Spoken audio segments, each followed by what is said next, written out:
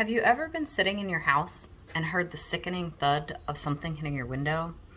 You go outside only to realize that there's a dead bird under your window. It's heartbreaking. Know that you're not alone and that there are solutions. This video is specifically going to talk about residential solutions.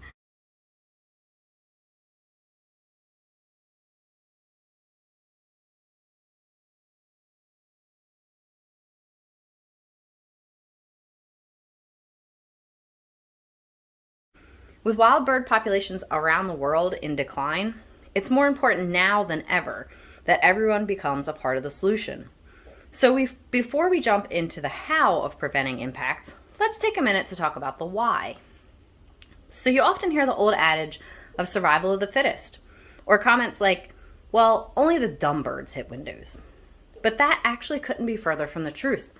So there's been decades of research now that's been spearheaded by a researcher named Daniel Clem Jr. of Muhlenberg College, which is right up in Allentown, Pennsylvania. And what he and others have found is that windows are indiscriminate killers. Birds in the prime of their life will hit a window. Did you notice in the beginning of this video, before I panned out, that this glass door actually appeared almost as if it wasn't there? So you can see when I move back in again, you really can't tell that there's glass there.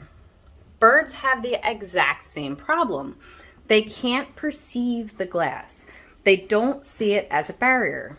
You've actually seen this with humans too. If you ever watch, funny videos of somebody walking smack dab into a big pane of glass, it's because they don't see the glass. So birds may see the habitat on the inside of the glass. They may see, if you have a window on one side of your house and another corner window or a window across from it, they don't see the glass. They see an open corridor, a way to get from one habitat to another by flying through your house. They don't know that the glass is there. The other issue is that glass can be highly reflective. So when birds see a reflection of sky, or they see a reflection of leaves on a tree or branches, they think that it's real habitat and they attempt to fly into the habitat. And instead they hit a glass wall.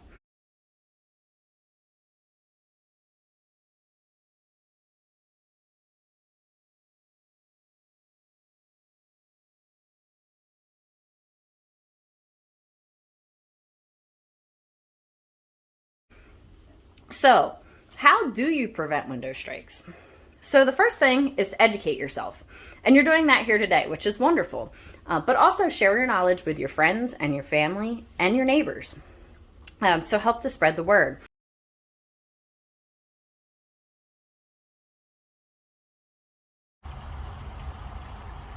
So what are the best options to preventing a window strike? The best options are actually external options, which is why we've come outside here. So there are two types of external options. One of them is to physically prevent the birds from getting to the glass, so creating a barrier. The other option is to make the glass visible so that the birds know that it's there. So with these physical barriers, you can actually see when I touch the screen that there's some give to it, so that if a bird does impact this screen, it's not going to then hit the window that's right behind it. So you want to make sure the screen covers the entire window and that it has a little bit of give and a little bit of space between the screen and the window itself. Not all windows need to be treated. Only really windows that have issues with bird impact. If you can treat all of your windows like we've done here, that is the very best option. But if you can't, then just focus on the windows that seem to have the problem.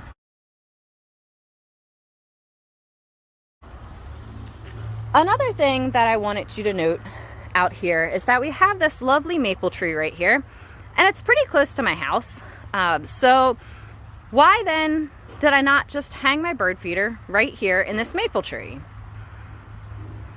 It seems like a really logical choice because I would be able to see the birds right from my window. And instead I have this feeder over here, and this feeder is actually really close. In fact, it's within 3 feet of the window. So you can think of 3 feet as about an arm's length.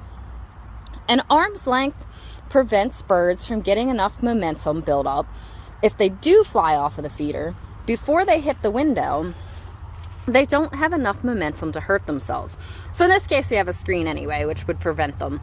But if they did fly off of this feeder and fly straight into this window, even if there weren't a screen, they wouldn't have enough force to hurt themselves. Versus if they flew from this tree over here, they now have all that time, space, and distance to build up the momentum and the force. And if they hit this window without the screen, there's a very real chance that it would be lethal for them. So keeping your feeders close to your house, within about an arm's length, is actually another helpful tool in the toolkit to prevent lethal window strikes. The other thing you want to consider is if you're planting native habitat, keep it close to your house so that when they fly up out of it and hit a window, they're not going to have enough force to hurt themselves.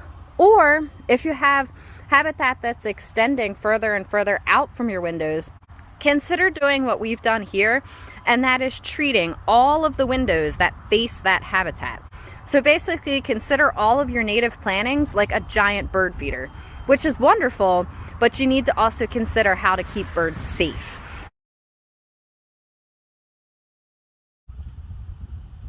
So on to option 2 of our external fixes, which is making the glass into a visual barrier. So making it visible to the birds so that they won't fly into that space. So there are actually a ton of options here, and a quick internet search will show you that you can use paint and tape and outdoor curtains and strings. So no matter which method you choose, the research has shown that the best way to prevent birds from flying through that space is to space any visual cues no more than 2 inches apart. So you can see on these treated windows here that we have strings or an outdoor curtain. And in this case, this is a DIY option. It's pretty easy with just drilling through these pipes here and stringing up this paracord. But you can also buy these online. Pre-made if that is an easier option for you. It'll just be a matter of installing them. But you can see that the strings are 2 inches apart in front of this window. Another option as we move across,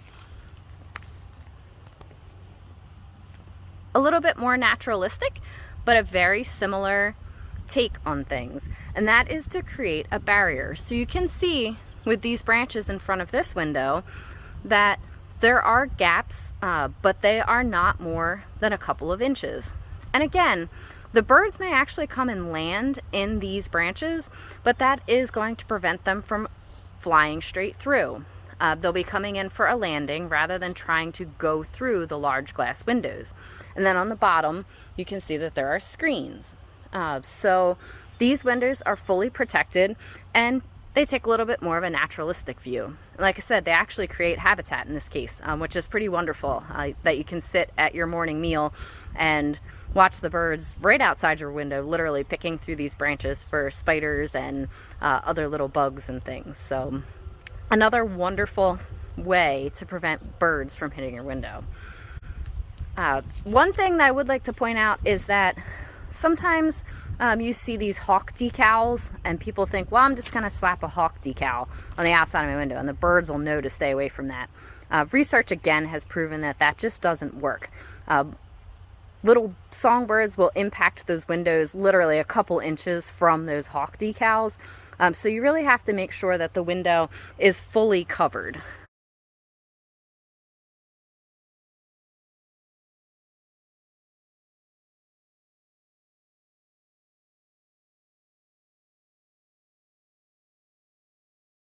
There are a lot of different places that you can look for more information. American Bird Conservancy, so ABC, their website has a ton of information. Again, I already mentioned Daniel Clem and his research, so you can just search his name. It's KLEM, so Daniel Clem Jr. There's also a program called FLAP, which is Fatal Light Awareness Program. Similar information about preventing bird strikes into windows.